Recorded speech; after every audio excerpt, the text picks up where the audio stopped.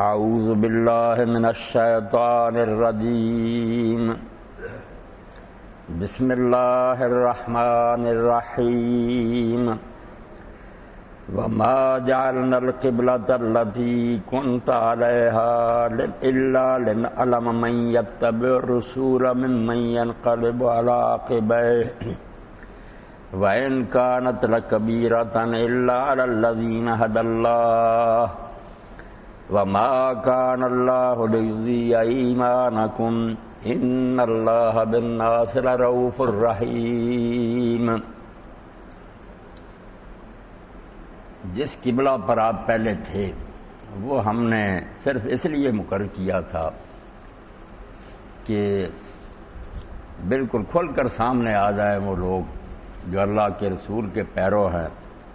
اور ان لوگوں کا پتہ بھی چل جائے جو پچھلے پاؤں لوٹ جاتے ہیں۔ اور تھا یہ قبلہ کا بدلہ جانا بہت ایک مشکل مرحلہ، سوائے ان لوگوں کے جن کو اللہ تعالیٰ نے دین کی پوری سمجھ دی تھی۔ اور اللہ تعالیٰ اس طرح سے لوگوں کے کوئی ایمان ضائع نہیں کرنا چاہتا تھا۔ اللہ تو لوگوں کے حق میں بہت رؤوف ہے، رحیم ہے۔ رسول کریم علیہ السلام کی حیات طیبہ میں مدینہ منورہ میں جا کر جو قبلہ کی تبدیلی ہوئی ہے اس بارے میں اللہ تعالیٰ بیان فرما رہے ہیں، یہ بڑا نازک مرحلہ ہے۔ اسی لیے تفاسیر میں آتا ہے کہ دو موقع آئے کہ کئی لوگ صحابہ کرام میں سے اسلام سے چھوڑ گئے۔ ایک معراج کا واقعہ کہ اللہ کے رسول علیہ السلام نے جب فرمایا کہ میں ایک ہی رات میں آسمانوں کی سیر کر کے آیا ہوں، تو اس وقت بھی کئی لوگ پھر گئے، وہ برداشت نہ کر سکے، نہیں مانا اس بات کو۔ اور یہ قبلہ کی تبدیلی کے وقت بھی کئی لوگ پلٹ گئے کہ یار اس کو کوئی یقین نہیں ہے کہ دین کون سا صحیح، کبھی ادھر منہ کراتا ہے کبھی ادھر کرتا، یہ کیا ہے، یہ خود ہی اپنے بارے میں یقین نہیں اسے حاصل، اس لیے کوئی نہیں اس کا دین و مذہب۔ تو اللہ تعالیٰ نے اس موقع پر کہا کہ یہ جو قبلہ اللہ نے بدلا، اللہ کو پہلے ہی پتا تھا کہ قبلہ حقیقی تو وہی ہے جو مکہ میں حضرت ابراہیم علیہ السلام نے بنایا ہے۔ قرآن بیان کرتا تھا، رب کی تاریخ بیان کرتی تھی کہ اصلی قبلہ تو اہل توحید کا وہی تھا جو ابراہیم علیہ السلام نے بنایا، اس لیے پہلے دن سے حکم دے دیتا کہ ادھر منہ کرو۔ تو کیا اللہ تعالیٰ اس طریقہ سے لوگوں کے ایمان ضائع کرنا چاہتا تھا کہ اس آزمائش میں ڈال دیا، کئی سال ادھر رخ کیا، پھر دوسری طرف منہ پھیرا دیا، مسجد اقصیٰ کی طرف نماز پڑھتے رہا، مکہ کی طرف۔ تو اللہ تعالیٰ نے فرمایا کہ ایسی آزمائشیں جو ہوتی ہیں نا کھڑے کھوٹے پرکھنے کے لیے کہ کون سے لوگ ہیں جو دین کی روح کو سمجھتے ہیں، کون صرف ظاہر کو چھلکے کو لے کر بیٹھ جاتے ہیں۔ قبلہ کیا کچھ بھی نہیں، اللہ تعالیٰ کا حکم ہے جدھر منہ کرنے کا حکم دے دے، ورنہ اللہ تعالیٰ کسی مکان میں مقید نہیں، نہ وہ مکہ میں رہتا ہے نہ وہ بیت المقدس میں رہتا ہے، اس کا تو کوئی مکان نہیں ہے۔ پرے سرحد ادراک سے اپنا معبود، قبلہ کو اہل نظر قبلہ نما کہتے ہیں۔ یہ قبلہ جو ہے اصل میں قبلہ نما ہے، اللہ کا پتہ دیتا ہے کہ ہم اس کے حکم پر ادھر کو منہ کر رہے ہیں، ورنہ قبلہ کوئی چیز نہیں، ہم کسی پتھر کے پجاری نہیں۔ اگر وہاں کی عمارت ختم بھی کسی وقت ہو جائے، جیسے حضرت سیدنا عبداللہ ابن زبیر نے جب دوبارہ صحیح طریقہ سے تعمیر کیا، جب بدقسمتی سے پھر حجاج نے ختم کر دیا اور کفار کی طرز کا بنا دیا، تو اس وقت کوئی چیز یہاں نہیں رہی، سب پتھر وغیرہ اٹھا لیے گئے، بنیادوں تک کھودا گیا، نئے سرے سے تعمیر ہوئی، حتیم کو بھی شامل کیا گیا، دروازے 2 بنا دیے گئے، بالکل نیچے آ گئے دروازے، جیسے حضور چاہتے تھے ابراہیمی طرز پر بن گیا۔ تو جب یہ عمارت نہیں تھی رخ پھر بھی ادھر ہی کرتے، اس لیے پتھروں کو نہیں ہم پوچھتے، اللہ کا حکم ہے تو قبلہ نما ہے، ادھر جب رخ کرتے ہیں تو یہ بتاتے ہیں کہ اللہ نے کہا، اس لیے ورنہ اللہ جدھر کو کہے ادھر کو فرمایا۔ اللہ تعالیٰ ایسے امتحان جو دین میں رکھتا ہے وہ یہ نہیں کہ پہلے اس کو صحیح علم نہیں ہوتا، پہلے ہی جانتا، مگر یہ عبوری مرحلہ اس لیے آتا ہے تاکہ لوگوں میں اگر کوئی کھوٹ ہے نا باہر آ جائے، اٹھالی میں ڈالا جائے سونے کو، جو اس میں میل ہے وہ باہر آ جائے اور اصلی سونا الگ ہو جائے۔ تو جو لوگ صرف رسمی چیزوں کو مانتے تھے انہوں نے کہا یار پہلے باپ دادے ادھر منہ کرتے تھے، اس نے کیا کیا، جنہوں نے اپنے آپ کو اللہ کے رسول کے حوالے کر دیا تھا کہ اسلام تو نام ہی اس کا ہے کہ اپنے آپ کو کسی کا بنا دینا۔ جب ہم نے اپنے آپ کو اللہ کے حوالے کر دیا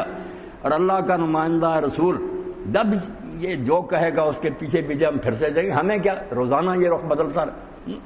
تو اللہ نے کہا کہ اللہ ایمان نہیں برباد کرنا چاہتا تھا، بلکہ اس ذریعہ سے ان اللہ بالناس لرؤوف الرحیم، دو صفتیں اپنی بیان فرمائی کہ اللہ رؤوف بھی ہے اور رحیم بھی، وہ بھی مبالغہ، یہ بھی صفت مشبہ۔ رافت ہے وہ محبت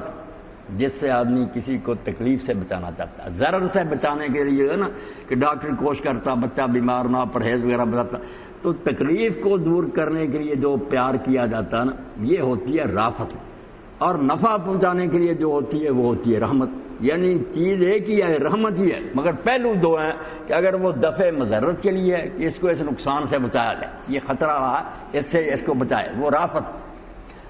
اور بہتری اس کو مہیا کرنے کے لیے جو ہے وہ رحمت۔ تو فرمایا اللہ تعالیٰ ایسے امتحانوں کے ذریعے ایمان نہیں خراب کرنا چاہتا، وہ ایمان ان کے پہلے ہی خراب تھے جو پھر گئے، ورنہ جو لوگ صحیح مسلمان ہوتے ہیں ان میں اگر کوئی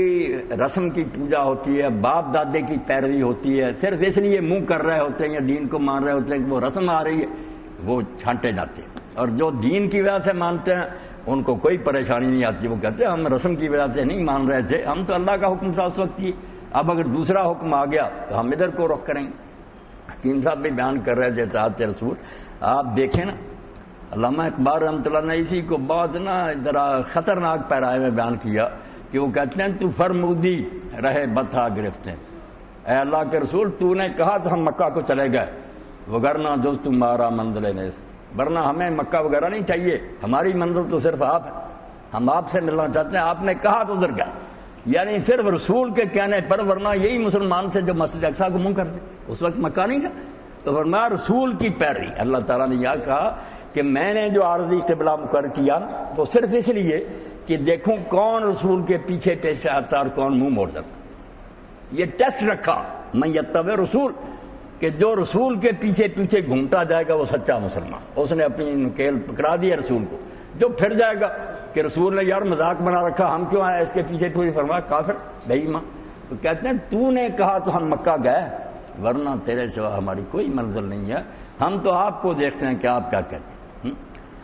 تو اب مشہور یہ ایسا ہی ہے، لوگ جاتے ہیں بنایا ہوا کہ مسجد القبلہ تین، اور کہتے ہیں یہاں حضور علیہ السلام گئے تھے بنو حارثہ کے گھر ایک دعوت پر، تو وہاں ہی نماز پڑھا رہے تھے زور کی، تو آدھی ادھر پڑھی آدھی پھر درمیان میں حکم آ گیا، آپ نے رخ بدل دیا، تو ایسا ہی مشہور ہے۔ ٹھیک ہے وہاں لوگوں نے رخ بدلا، مگر ایسا نہیں ہوا، جو قبلہ تبدیل ہوا وہ مسجد نبوی میں ہوا، اور نماز سے پہلے ہی حکم آ گیا، رسول کریم علیہ السلام نے پہلے اعلان فرما دیا کہ اللہ تعالیٰ نے وہ حکم بدل دیا، اب مکہ کی طرف منہ کر کے نماز پڑھائیں گے، پڑھی۔ اور نماز پڑھنے کے بعد آدمی ایک جگہ عصر کے وقت پہنچا جو یہ مسجد قبلہ تین، حضور نہیں تھے وہاں، صحابہ پڑھ رہے تھے، اس نے جا کر کھڑے ہو کر وہی شراب والی بات کہ پی رہے تھے اور شراب ان کی گھٹی میں تھی، اور اللہ کے رسول کی طرف سے منادی نے اعلان کیا کہ شراب حرام کر دی گئی۔ تو حضرت انس رضی اللہ عنہ فرماتے ہیں میں پلا رہا تھا، بس جس کے ہاتھ میں پیالہ تھا اسی وقت اس نے نیچے گرا دیا، جو منہ میں تھا وہ قید کر دی۔ اسی طرح ہوا کہ اس صحابی نے جو نماز پڑھ کر گیا تھا ان کو پڑھ کے کہا کہ لوگو قبلہ بدل گیا، کسی نے چھان بین نہیں کی، کوئی پتہ نہیں کیا، وہ نماز میں ہی گھوم گئے۔ اور فجر کے وقت وہ بھی قبلہ تین کہنا چاہیے، علماء کہتے ہیں کہ نہیں مشہور ہوئی، ورنہ مسجد جو قباء میں ہے وہ بھی قبلہ تین ہے، وہاں فجر کے وقت پہنچا، لوگ پڑھ رہے تھے نماز، وہاں بھی ایک آدمی نے کہا یا رسول اللہ نے تو حکم دے دیا کہ قبلہ تو تبدیل ہوگی، وہ بھی نماز میں پھرے۔ یہ سارے صحیح بخاری اور مسلم دونوں مسلم، یعنی اطاعت رسول کا یہ مظاہرہ کہ جب کوئی آدمی کلمہ پڑھتا تو صرف لام الف اور میم ہے دال نہیں پڑھتا، وہ یہ اقرار کرتا کہ اب حکم خدا کا ہوگا، پہنچائیں گے محمد رسول اللہ صلی اللہ علیہ وسلم۔ اسی لیے ابن تیمیہ رحمۃ اللہ علیہ فرماتے ہیں اگر کوئی دین کا خلاصہ ڈھونڈے، نچوڑ بتاؤ مسلمانوں کیا تم کہنا چاہتے ہو، فدین الاسلام علی اصلین، تو دین اسلام دو جڑوں پر کھڑا ہے۔ یہ پورا درخت ہے نا تناور، کہیں تجارت کے قانون ہیں، کہیں عدالت کے ہیں، جنگ و صلح کے ہیں، ساری زندگی کے لیے دفتر ختم نہیں ہوتے، جڑیں کیا ہے؟ فرمایا دین اسلام دو جڑوں پر ہے، دو بنیادوں پر، من خرج عن واحد منہما فلا دین لہ ولا اصل، ان میں سے ایک سے بھی کوئی بات ہو گیا نہ اس کا کوئی دین رہا نہ اس کی کوئی جڑ رہی، کٹ گیا درخت، اسلام ختم۔ الا نعبد اللہ وحدہ ولا نشرک بہ شیئا، پہلا کیا لا الہ الا اللہ، کہ اب ہم عبادت نہیں کریں گے سوائے اللہ کے، کسی کو اس کا شریک نہیں کریں، نہ بیوی کی بات چلے گی، نہ بچے منوا سکیں گے اپنی بات، نہ معاشرہ، نہ حکومت، نہ یہ کہ زمانے کا چلنا، یار حالات بدل گئے، زمینی حقائق یہ ہے، ایسی بکواسیں نہیں سنی جائیں گی۔ صرف خدا ہے حاکم، اس کا حکم مانیں گے، اس کی بندگی اور کسی کا والا نعبد بما شرع بالحوادث والبدع۔ اور محمد رسول اللہ کیا کہ اللہ کی جو عبادت اور اطاعت وہ کریں گے ہم اس طریقہ پر جو اس نے خود مقرر کیا، بدعتوں اور محدثات چلی۔ یہ کہیں کہ دین اسلام پر چل طریقے خود ہی کرتے جائیں کہ ختم دینا ہے، صلوات پڑھنی پڑھائیں، یہ تو غلامی کوئی نہ رہے۔ آپ غلام نہیں، آپ تو خود مختار ہو گئے۔ آپ نے تو بغاوت کا اعلان کر دیا کہ اللہ نہیں حکم دیتا، نہ رسول بتاتا، جو ہمارے جی میں آئے گا ہمیں یہ اچھا لگتا، یہ اچھا لگتا۔ اسی لیے آپ دیکھتے ہیں کہ اسلام میں جتنا برا شرک کو کہا گیا اتنا ہی بدعت کو کہا گیا۔ اللہ کے رسول نے بدعت کو کیوں اتنا برا منایا کہ ہے تو وہ عبادت۔ اب کئی ہمارے دوست جو ہیں نادان، وہ کہتے ہیں یار ہم کوئی زنا کر رہے ہیں، بدکاری کر رہے ہیں، سمجھتے نہیں کہ زنا بدکاریاں جو ہے وہ کیٹیگری الگ، فسق و فجور، معصیت کہ حکم کی نافرمانی۔ بدعت کیا کہ حکم نہیں ہے، آپ حکم بنا رہے ہیں، دین میں وہ طریقہ رائج کر رہے ہیں۔ یہ ایسے ہی ہے جیسے قانون ساز اسمبلی نے قانون نہیں منظور کیا جو مجاز اتھارٹی تھی۔ کوئی آدمی خود ہی قانون بنا کر کتاب قانون میں درج کرتا ہے، قانون بے شک اچھا ہی ہو مگر اس نے اختیار غلط استعمال کیا، اس کو کیا حق تھا یہ قانون بنانے کا؟ قانون سازی ہے اللہ کے ہاتھ میں۔ رسول بھی قانون ساز نہیں، یہ یقین جانے۔ جو اصول فقہ کی کتاب میں جب پڑھتے ہیں ہم تو وہاں پڑھایا جاتا ہے کہ حاکم کون ہے۔ حاکم صرف اللہ، حکم اللہ دے گا۔ رسول علیہ السلام بھی اس لیے ان کے احکام ہم مانتے ہیں، حدیث یا دوسری چیزیں، کہ وہ اللہ کا حکم پہنچا رہے ہیں، اپنی طرف سے انہیں کوئی اختیار نہیں حلال و حرام کا۔ وہ اللہ کا حلال و حرام ہے، چاہے وہ اپنی کتاب میں لکھ دے، چاہے اپنے رسول کو سمجھا دے، آپ اپنی زبان سے بیان فرمائیں، مگر حکم اللہ کا ہو۔ اس لیے اللہ کہتا میں نے یہ خطرہ قبول کیا کہ کتنے لوگ پھر گئے، مگر کیا کریں، کھرا کھوٹا پرکھنے کے لیے ضروری، ورنہ کچے بھی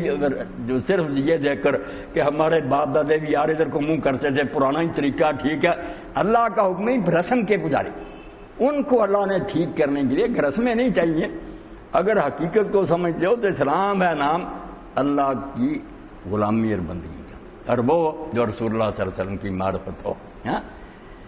اس لیے اقبال نے یہ حکیم صاحب بھی فرما رہے تھے، ہم بھی ان دنوں میں عامر چیمہ اور دوسرے اللہ تعالیٰ جو بھی نیت نیک سے کوئی کام کرتا ہے اجر دے اس کو۔ سمجھیں کہ ہم جو کہتے ہیں کہ حضور کی زیارت ہو، یہ بھی بہت لوگ شوق رکھتے ہیں۔ حضور صلی اللہ علیہ وسلم خود بھی فرماتے تھے کہ لوگوں مجھے اچھی طرح دیکھ لو، وقت آئے گا کہ لوگ پھر یہ چاہیں گے کہ ہم اپنا مال جان سب کچھ قربان کر کے کاش حضور کا چہرہ دیکھ سکتے، روئیں گے۔ کتنے ہیں جو کہتے ہیں کہ اگر نہیں نصیب ہے یار خواب میں ہمیں کوئی حضور کی شکل نظر آتی، مگر رسول کریم علیہ السلام کے دیدار کی تشریح جو اقبال نے کی وہ بھی ایک عبقری تھا، بالکل ایک بہت نابغہ روزگار۔ ایسے لوگ روز نہیں پیدا ہوتے، قیمتی آدمی تھا، لوگوں نے شاعر بنا لیا اور اس کی وہ غزلیں لے لی۔ اب طوطا مینا جو اس نے بچپن میں کہیں جو اس کا مشن نہیں تھا، وہ تو روتا رہا کہ میں حضور سے فریاد کروں گا کہ مجھے انہوں نے شاعر سمجھ لیا، میں تو ایک ایسا ہوں سورہ اسرافیل، مر گئے ہیں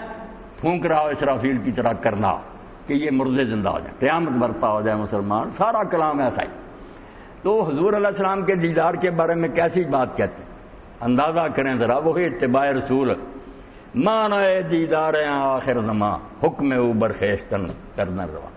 حضور کو دیکھنے کا معنی یہ نہیں ہے کہ شکل خواب میں نظر آئے، وہ یہ ہے کہ اپنے آپ پر حضور کے احکام جاری کر سارے حکم، بعض خود را بھی ہم ہی دیدار، پھر اپنے آپ کو دیکھ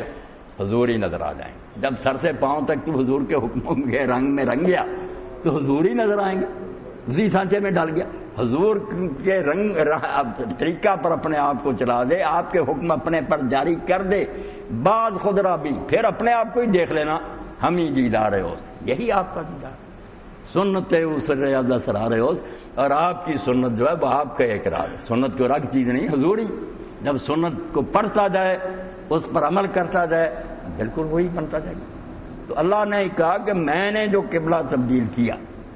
پہلے بھی مجھے پتا تھا کہ مسجد اقصیٰ تو بعد میں یہودیوں نے خواہ مخواہ قبلہ بنا لیا، کبھی دین میں نہیں آتا کہ اللہ نے کہا ہو کہ ادھر کو منہ کرو، کر لیا نا اس ضد سے کہ یہ اسماعیل علیہ السلام کی اولاد کا قبلہ ہے، دشمنی رکھ دی۔ اسماعیل علیہ السلام کو کافر ظالم بائبل میں کہتے ہیں کہ وہ ایک وحشی تھا، بدخو آدمی تھا، اسی لیے اس کو اور اس کی ماں کو دیس نکالا دے دیا تھا ابراہیم علیہ السلام نے، حضرت حاجرہ اور اسماعیل کی توہین کرتے ہیں، بالکل ان کو نبی بھی نہیں مانتے۔ حضرت اسحاق کو کہتے ہیں نسلی غرور کہ ہم ان کی اولاد ہیں، ہم دنیا کی چہتی قوم ہیں، اللہ کے پیارے ہیں، لاڈلے، اس لیے یہودی کسی سے محبت نہیں کر سکتے۔ بالکل ان کی کتابیں بڑی ہیں، ان کی فقہ اور حدیثوں میں درج ہے تالمود میں کہ یہودی اپنا پکا ہوا کھانا غیر یہودیوں کی چھت کے نیچے بیٹھ کر کھا رہے تو خنزیر کھانے کے برابر، صرف چھت کے نیچے۔ کہتے ہیں یہ ملچ ہے، ناپاک قوم ہے، تم پاکیزہ اور مقدس لوگ، ایسی ظالم قوم ہے۔ اسی لیے حضور کو نہیں مانا، بیٹوں کی طرح پہچانتے تھے کہ وہی نبی، مگر کہتے ہیں یہ اسحاق کی اولاد سے نہیں آیا، نہیں مانا۔ اس لیے قبلہ تھا، مگر حضور کا طریقہ یہی تھا کہ جب تک نیا حکم نہیں آتا تھا جو اہل کتاب کرتے تھے اگر اس میں ظاہری برائی کوئی نہیں کرتے، جب حکم آ جاتا تھا ٹھیک تو اللہ تعالیٰ فرماتے پہلے دن ہی میں حکم دے سکتا تھا کہ مکے کی طرف منہ کرو، اور مکہ والوں کے لیے یہ خوشی کی بات بھی ہوتی ہے، ان کے تو باپ دادا کا یہ مرکز تھا نا، اسی پر وہ جیتے تھے کہ ہماری عزت اسی سے ہے کہ ہم اس کے مجاور ہیں۔ مگر وہاں آزمائش ہوئی کہ نہیں، باپ دادے کے پیچھے چل کر اگر لگ گیا تو یہ تو کام خراب ہوگا، ادھر روک کر، اور وہاں چلے گئے، وہاں یہودی تھے، وہ بھی بڑی آسانی سے دین میں داخل ہونے لگے کہ یار اس کا کیا اور ہمارا قبلہ ہے جی۔ اللہ نے پھر ٹیسٹ کر لیا کہ رسم کی وجہ سے آئے ہو یا دین کی وجہ، تو فرمایا کہ جو قبلہ ہم نے مقرر کیا تھا وہ صرف اس لیے تھا کہ یہ بالکل نمایاں کر دے، الگ الگ کر دیں کہ کون رسول کے پیچھے آتا اور کون جو ہے وہ منہ پھیر جاتا،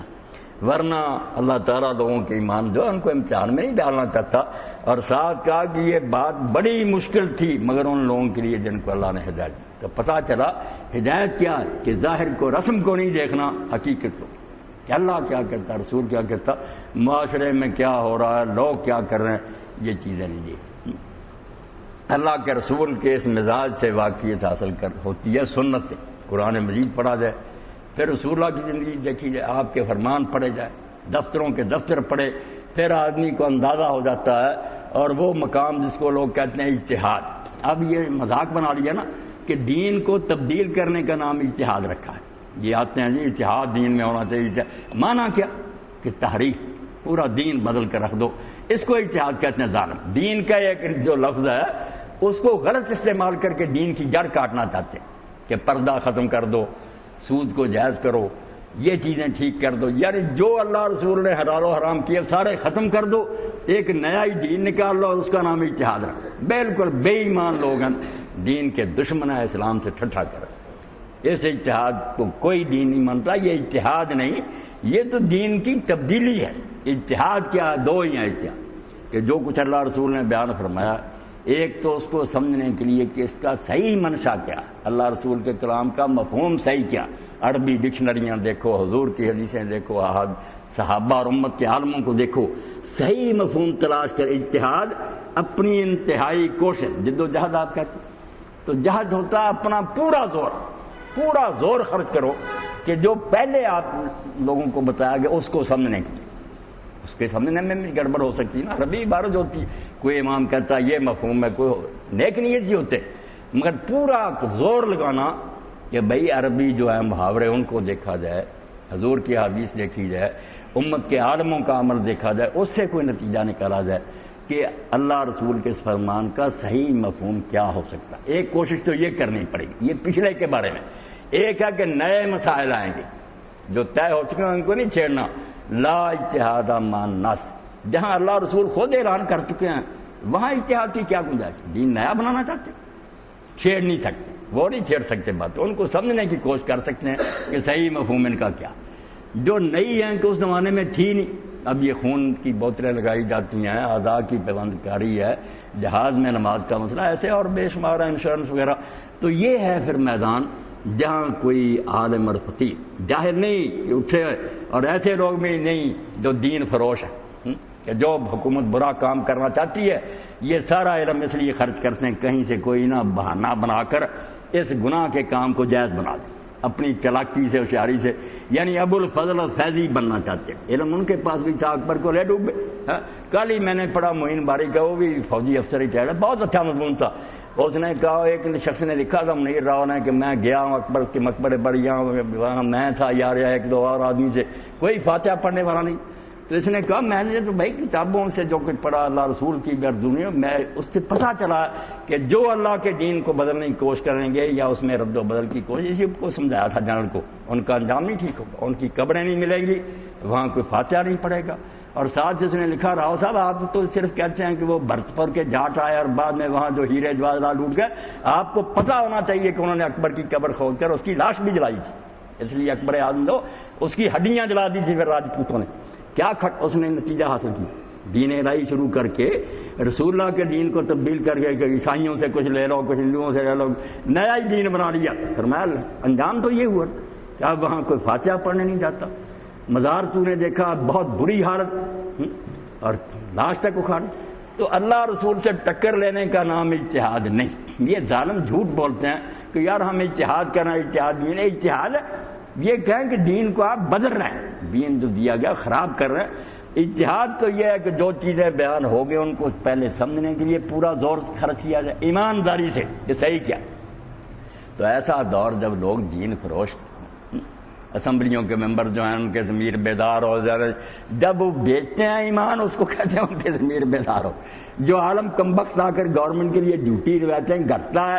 جامع اظہر عبد الناصر کو راضی کریں، دوسروں کے لیے جعلی فتوے دیتا ہے،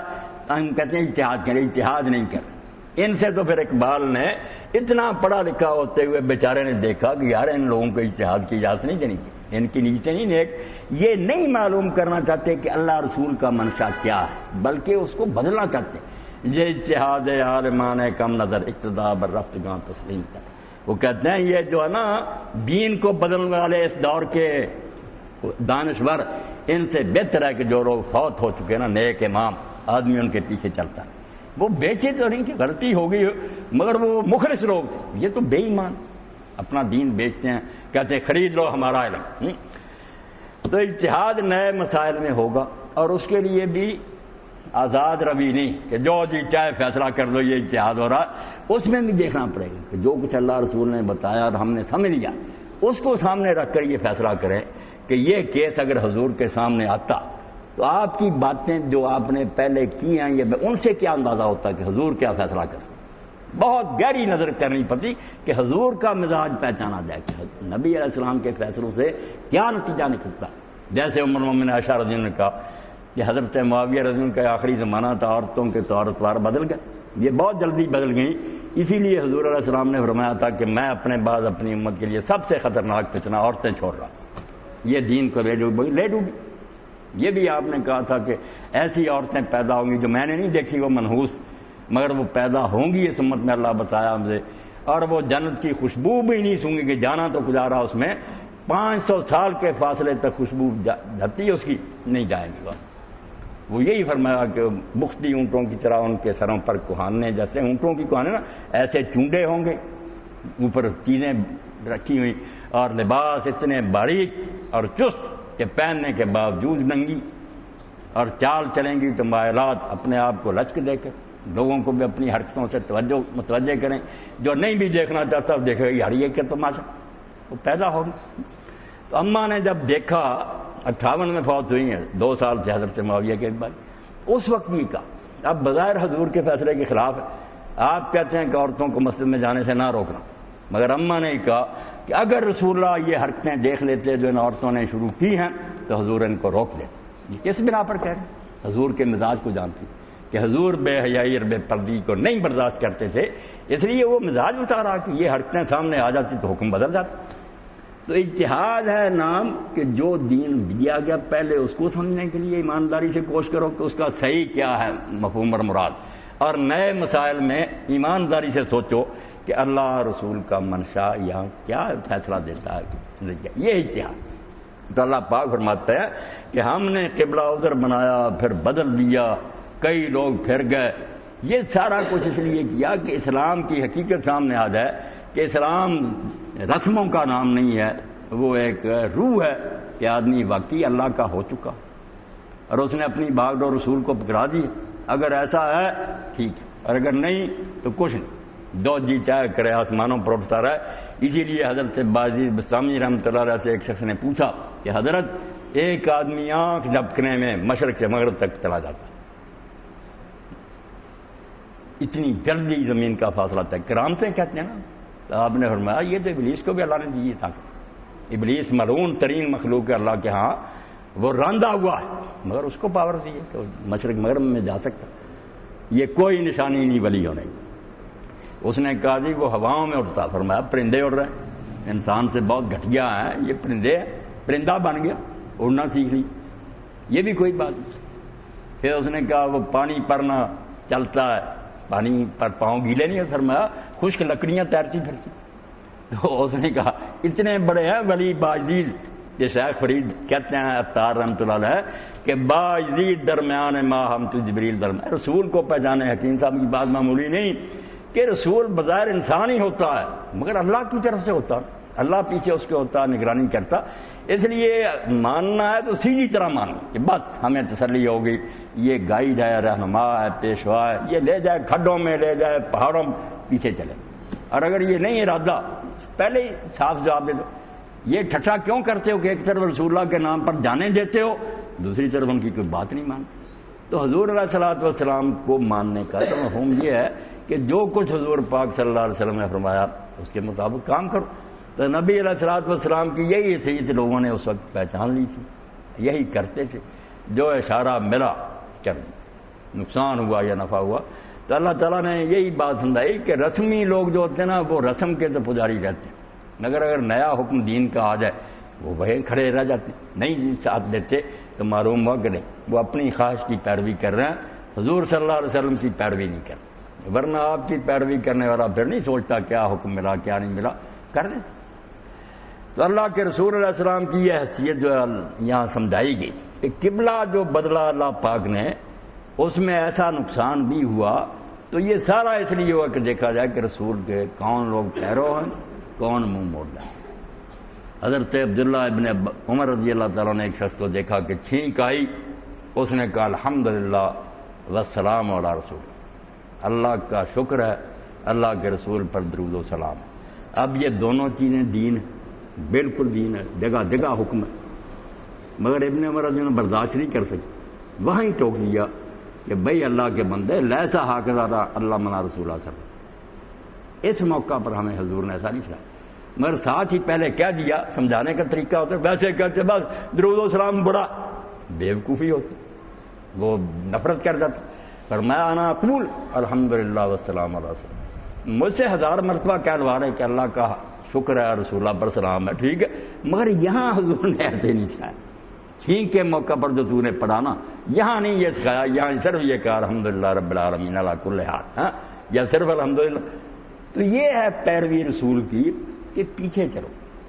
اگر من مانی شروع کرے تو امتی تو نہ رہے، پھر تو تم نے اپنی مرضی خود ہی کریں، خود مختار ہو گئے، جو جی چاہے کرو، پھر آپ کا دامن تو آپ کے ہاتھ سے چھوٹ گیا. اس لیے اللہ توفیق دے